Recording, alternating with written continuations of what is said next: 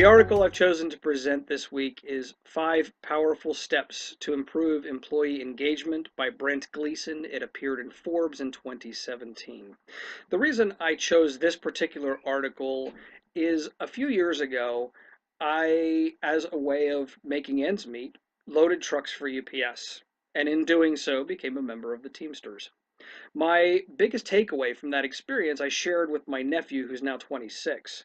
And the advice I gave him was don't ever work for a company that has a union in place, because that union is in place for a reason. And that reason is usually that they don't know how to treat their employees properly.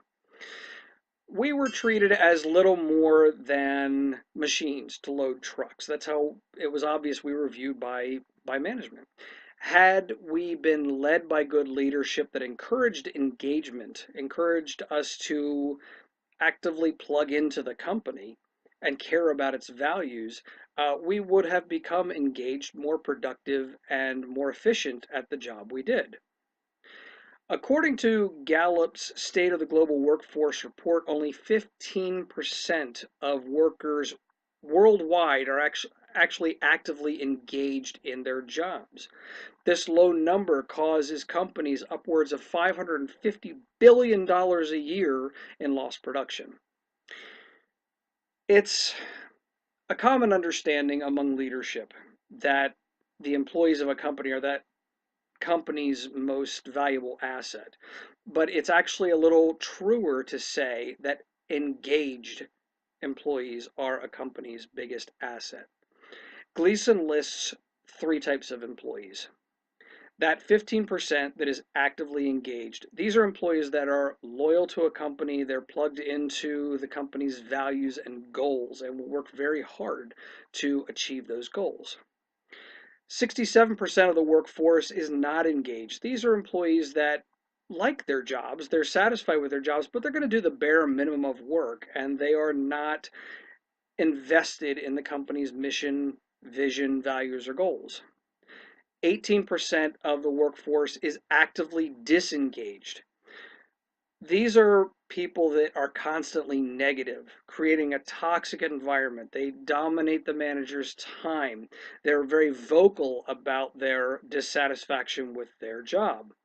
What's worse is many of these employees are really, really good at a specific subset of their job and therefore have uh, significant influence over their coworkers, and they're further able to spread that toxicity.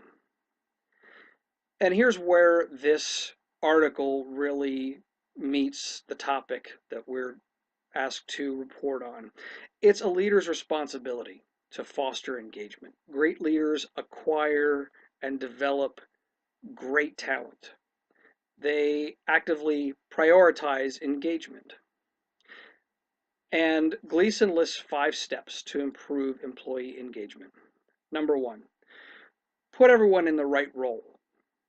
Let employees use their talents. At Bird in Hand, we have a 3-person marketing team, and each of us has a very specific talent. The graphic designer can look at an image and tell you what it is about that image that's really going to get the viewer engaged and what actions they're going to take as a result of that. She also has a great eye and hand for creating good graphics. I am in charge of the digital marketing. I can do HTML coding. I know social media like the back of my hand. I can edit audio and video. The director of marketing is an administrative genius. She can make the CEO of the company do pretty much anything she wants, and it's an incredible talent to have. We are all specialists in our job. We are engaged in the company's vision and the company's goals, and we all want to work very hard to achieve those goals. Number 2, give them training. A company shows its investment in its employees by training them. And engaged employees want to improve. They want to be given a way that they can do more to make the company in which they are engaged better. Number 3, task meaningful work. Engaged employees want to feel like they matter, like they make a difference. Engaged employees want to know that the tasks and the work that they do every day is feeding into the success of the company. Number 4, check in often. We've all experienced an absentee leader. What it really ultimately shows is that the leader does not care about you. They are not engaged, so their employees are not going to be engaged. It's leadership through example. Number 5, frequently discuss engagement. Gleason suggests that leaders talk with their team all the time about engagement, have state of engagement meetings. I think that's a little excessive, but that's just me. They encourage leaders to encourage their employees to engage, to actively participate, to find solutions to problems. What did I learn? What is my biggest takeaway from this article? It is that it is not the employee's responsibility to engage themselves. It's the leader's responsibility to create a scenario that encourages and enables their direct reports to become engaged and to support that engagement.